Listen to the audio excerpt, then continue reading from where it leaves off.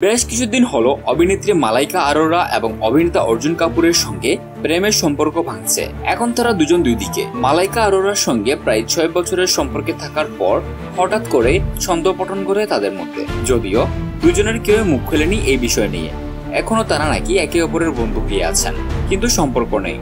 কি কারণে সম্পর্ক ছেদ এটি অবশ্য স্পষ্ট জানা যায়নি। তবে অর্জুন কাপুর এবার কোনো সুন্দরীর প্রেমে নয়, পড়েছেন কোনো এক অভিনেতার প্রেমে, জানালেন সেই কথা। এদিকে প্রেম ভাঙার পর থেকেই মানসিক অবসাদে ভুগছিলেন অভিনেতা অর্জুন কাপুর।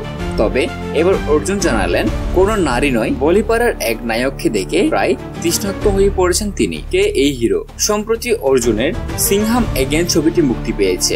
ছবিটির প্রচারে এসে নিজের স্বপ্নের পুরুষের কথা প্রকাশ্যে আনলেন তিনি। জানান 2006 সালে ঋত্বিক রোশনের বড় পর্দায় দেখে তিনি যেন প্রেমে পড়ে যান। রীতিমতো লালনায়িত হয়ে পড়েন। 2002 সালের ডিসেম্বরে মুক্তি পায় ঋত্বিক অভিনীত প্রথম কহো না প্যার হ্যায়। প্রথম ছবিতে ঋত্বিককে সুপারস্টার তকমা দিয়েছিল। তারপর বাবা রাকেশ রোশনের পরিচালনায় যে কয়টি ছবি করেছে ঋত্বিক, তার সবকটিও সুপারহিট। অর্জুন বলেন, আসলে ধুম 3 দেখার পর আমার চোখ ছানা ভরা হয়ে গেছিল। যখন ঋত্বিককে দেখি মনে হয় 2 চোখ ভরেই দেখতে থাকি। কতবার যে দেখেছি। ছবিটি আমার জীবনের ক্রাশ।